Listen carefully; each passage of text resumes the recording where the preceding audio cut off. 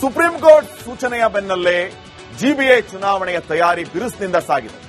GBA ಚುನಾವಣೆಗಾಗಿ ರಾಜ್ಯ ಚುನಾವಣಾ ಆಯೋಗ ತಯಾರಿಯನ್ನ ಮಾಡ್ಕೋತಾ ಇದೆ. ಈ ಬಾರಿ ಬ್ಯಾಲೆಟ್ ಪೇಪರ್ ಮೂಲಕ ಚುನಾವಣೆ ಮಾಡೋದಕ್ಕೆ ಆಯೋಗ ನಿರ್ಧಾರ ಮಾಡಿದೆ. ಆದರೆ ಆಡಳಿತಾರೂಢ ಕಾಂಗ್ರೆಸ್ನಲ್ಲೇ ಅಪಸ್ವರ ಇದಿದೆ. ನಾವು ಈಗಾಗಲೇ ಒಂದು ಹೆಜ್ಜೆ ಮುಂದೆ ಹೋಗಿದ್ದೇವೆ, ಮತ್ತೆ ಬ್ಯಾಲೆಟ್ ಪೇಪರ್ ತರೋದು ಬೇಡ ಅನಿಸ್ತಾ ಇದೆ ಅಂತ ಹೇಳಿರೋದು ಸ್ವತಃ ಡಿಸಿಎಂ ಡಿಕೆ ಶಿವಕುಮಾರ್ ಅವರ ತಮ್ಮ ಮಾಜಿ ಸಂಸದ ಡಿಕೆ ಸುರೇಶ್. ಹಾಗಿದ್ರೆ ಇದೀಗ ಮಾಜಿ ಸಂಸದರ ವಿರುದ್ಧವೂ ಪಕ್ಷ ಕ್ರಮ ಕೈಗೊಳ್ಳುತ್ತಾ ಈ ಪ್ರಶ್ನೆ ಈಗ ಎದ್ದಿರೋ ಅದು ಅವಶ್ಯಕತೆ ಇಲ್ಲ ಅಂತ ಕಾಣಿಸ್ತದೆ.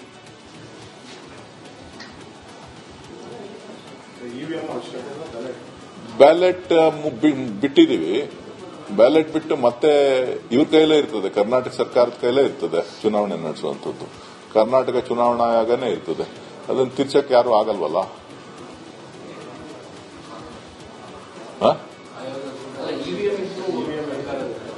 ಇವಿಎಂ ಬಳಕೆ ಮಾಡೋದು ಬಿಡೋದು ಅದು ಬೇರೆ ವಿಚಾರ.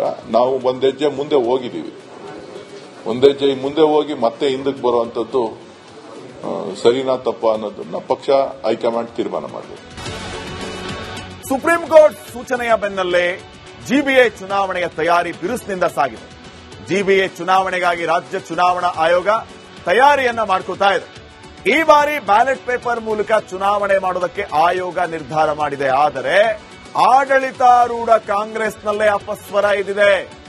ನಾವು ಈಗಾಗಲೇ ಒಂದು ಹೆಜ್ಜೆ ಮುಂದೆ ಹೋಗಿದ್ದೇವೆ, ಮತ್ತೆ ಬ್ಯಾಲೆಟ್ ಪೇಪರ್ ತರೋದು ಬೇಡ ಅನಿಸ್ತಾ ಇದೆ ಅಂತ ಹೇಳಿರೋದು ಸ್ವತಃ ಡಿಸಿಎಂ ಡಿಕೆ ಶಿವಕುಮಾರ್ ಅವರ ತಮ್ಮ ಮಾಜಿ ಸಂಸದ ಡಿಕೆ ಸುರೇಶ್. ಹಾಗಿದ್ರೆ ಇದೀಗ ಮಾಜಿ ಸಂಸದರ ವಿರುದ್ಧವೂ ಪಕ್ಷ ಕ್ರಮ ಕೈಗೊಳ್ಳುತ್ತಾ ಈ ಪ್ರಶ್ನೆ ಈಗ ಎದ್ದಿರೋ ಅದು ಅವಶ್ಯಕತೆ ಇಲ್ಲ ಅಂತ ಕಾಣಿಸ್ತದೆ.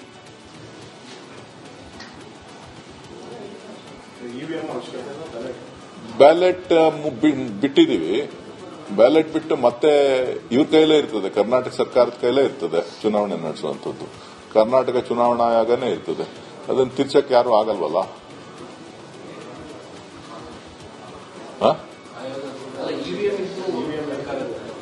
ಇವಿಎಂ ಬಳಕೆ ಮಾಡೋದು ಬಿಡೋದು ಅದು ಬೇರೆ ವಿಚಾರ. ನಾವು ಒಂದೆಜ್ಜೆ ಮುಂದೆ ಹೋಗಿದ್ದೀವಿ. ಒಂದೆಜ್ಜೆ ಮುಂದೆ ಹೋಗಿ ಮತ್ತೆ ಹಿಂದಕ್ಕೆ ಬರುವಂತದ್ದು ಸರಿನಾ ತಪ್ಪ ಅನ್ನೋದನ್ನ ಪಕ್ಷ ಹೈಕಮಾಂಡ್ ತೀರ್ಮಾನ ಮಾಡಬೇಕು. ಸುಪ್ರೀಂ ಕೋರ್ಟ್ ಸೂಚನೆಯ ಬೆನ್ನಲ್ಲೇ ಜಿಬಿಎ ಚುನಾವಣೆಯ ತಯಾರಿ ಬಿರುಸಿನಿಂದ ಸಾಗಿದೆ. ಜಿಬಿಎ ಚುನಾವಣೆಗಾಗಿ ರಾಜ್ಯ ಚುನಾವಣಾ ಆಯೋಗ ತಯಾರಿಯನ್ನ ಮಾಡ್ಕೋತಾ ಇದೆ. ಈ ಬಾರಿ ಬ್ಯಾಲೆಟ್ ಪೇಪರ್ ಮೂಲಕ ಚುನಾವಣೆ ಮಾಡೋದಕ್ಕೆ ಆಯೋಗ ನಿರ್ಧಾರ ಮಾಡಿದೆ. ಆದರೆ ಆಡಳಿತಾರೂಢ ಕಾಂಗ್ರೆಸ್ನಲ್ಲೇ ಅಪಸ್ವರ ಇದಿದೆ. ನಾವು ಈಗಾಗಲೇ ಒಂದು ಹೆಜ್ಜೆ ಮುಂದೆ ಹೋಗಿದ್ದೇವೆ, ಮತ್ತೆ ಬ್ಯಾಲೆಟ್ ಪೇಪರ್ ತರೋದು ಬೇಡ ಅನಿಸ್ತಾ ಇದೆ ಅಂತ ಹೇಳಿರೋದು ಸ್ವತಃ ಡಿಸಿಎಂ ಡಿಕೆ ಶಿವಕುಮಾರ್ ಅವರ ತಮ್ಮ ಮಾಜಿ ಸಂಸದ ಡಿಕೆ ಸುರೇಶ್. ಹಾಗಿದ್ರೆ ಇದೀಗ ಮಾಜಿ ಸಂಸದರ ವಿರುದ್ಧವೂ ಪಕ್ಷ ಕ್ರಮ ಕೈಗೊಳ್ಳುತ್ತಾ ಈ ಪ್ರಶ್ನೆ ಈಗ ಎದ್ದಿರೋ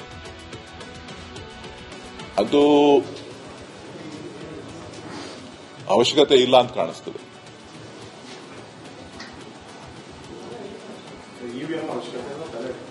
ಬ್ಯಾಲೆಟ್ ಬಿಟ್ಟಿದೀವಿ. ಬ್ಯಾಲೆಟ್ ಬಿಟ್ಟು ಮತ್ತೆ ಇವ್ರ ಕೈಲೇ ಇರ್ತದೆ, ಕರ್ನಾಟಕ ಸರ್ಕಾರದ ಕೈಲೇ ಇರ್ತದೆ ಚುನಾವಣೆ ನಡೆಸುವಂತದ್ದು. ಕರ್ನಾಟಕ ಚುನಾವಣಾ ಆಯೋಗನೇ ಇರ್ತದೆ. ಅದನ್ನು ತಿರ್ಚಕ್ಕೆ ಯಾರು ಆಗಲ್ವಲ್ಲ.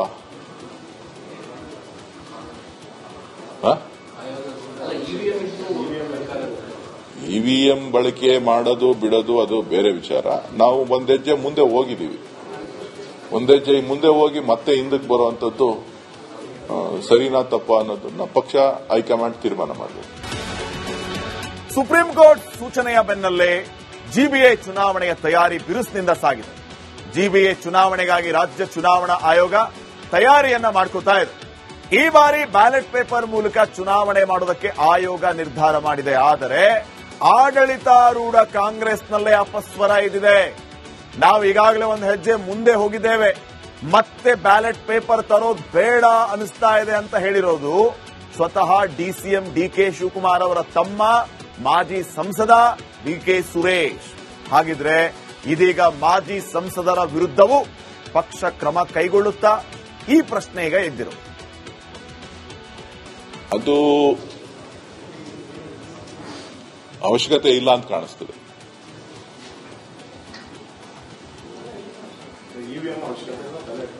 ಬ್ಯಾಲೆಟ್ ಬಿಟ್ಟಿದ್ದೀವಿ. ಬ್ಯಾಲೆಟ್ ಬಿಟ್ಟು ಮತ್ತೆ ಇವ್ರ ಕೈಲೇ ಇರ್ತದೆ, ಕರ್ನಾಟಕ ಸರ್ಕಾರದ ಕೈಲೇ ಇರ್ತದೆ ಚುನಾವಣೆ ನಡೆಸುವಂತದ್ದು. ಕರ್ನಾಟಕ ಚುನಾವಣಾ ಆಯೋಗನೇ ಇರ್ತದೆ. ಅದನ್ನು ತಿರ್ಚಕ್ಕೆ ಯಾರು ಆಗಲ್ವಲ್ಲ.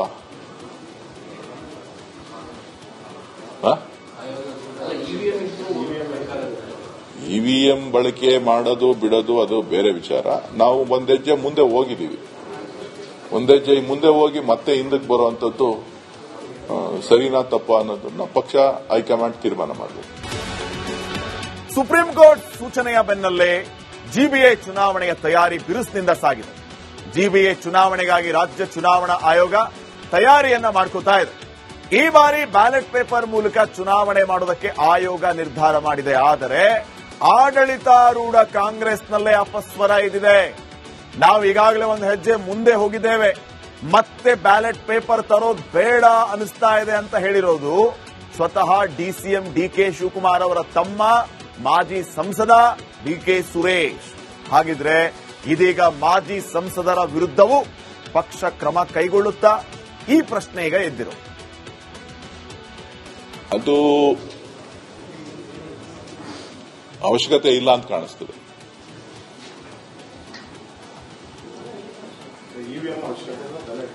ಬ್ಯಾಲೆಟ್ ಬಿಟ್ಟಿದ್ದೀವಿ. ಬ್ಯಾಲೆಟ್ ಬಿಟ್ಟು ಮತ್ತೆ ಇವ್ರ ಕೈಲೇ ಇರ್ತದೆ, ಕರ್ನಾಟಕ ಸರ್ಕಾರದ ಕೈಲೇ ಇರ್ತದೆ ಚುನಾವಣೆ ನಡೆಸುವಂತದ್ದು. ಕರ್ನಾಟಕ ಚುನಾವಣಾ ಆಯೋಗನೇ ಇರ್ತದೆ. ಅದನ್ನು ತಿರ್ಚಕ್ಕೆ ಯಾರು ಆಗಲ್ವಲ್ಲ.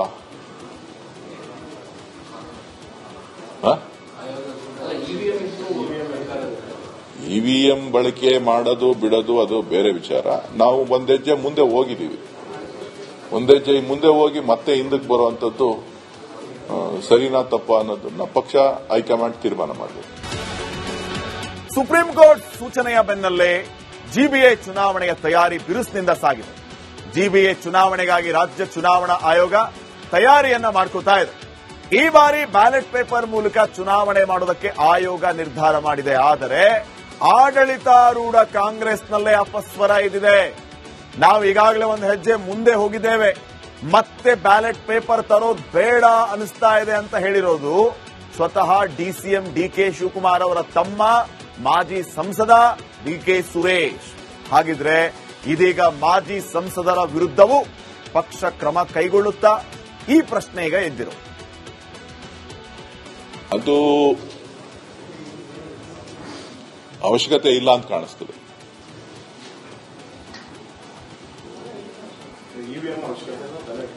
ಬ್ಯಾಲೆಟ್ ಬಿಟ್ಟಿದ್ದೀವಿ. ಬ್ಯಾಲೆಟ್ ಬಿಟ್ಟು ಮತ್ತೆ ಇವ್ರ ಕೈಲೇ ಇರ್ತದೆ, ಕರ್ನಾಟಕ ಸರ್ಕಾರದ ಕೈಲೇ ಇರ್ತದೆ ಚುನಾವಣೆ ನಡೆಸುವಂತದ್ದು. ಕರ್ನಾಟಕ ಚುನಾವಣಾ ಆಯೋಗನೇ ಇರ್ತದೆ. ಅದನ್ನು ತಿರ್ಚಕ್ಕೆ ಯಾರು ಆಗಲ್ವಲ್ಲ.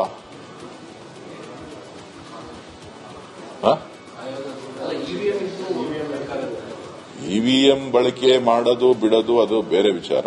ನಾವು ಒಂದೆಜ್ಜೆ ಮುಂದೆ ಹೋಗಿದ್ದೀವಿ. ಒಂದೆಜ್ಜೆ ಮುಂದೆ ಹೋಗಿ ಮತ್ತೆ ಹಿಂದಕ್ಕೆ ಬರುವಂತದ್ದು ಸರಿನಾ ತಪ್ಪ ಅನ್ನೋದನ್ನ ಪಕ್ಷ ಹೈಕಮಾಂಡ್ ತೀರ್ಮಾನ ಮಾಡಬೇಕು.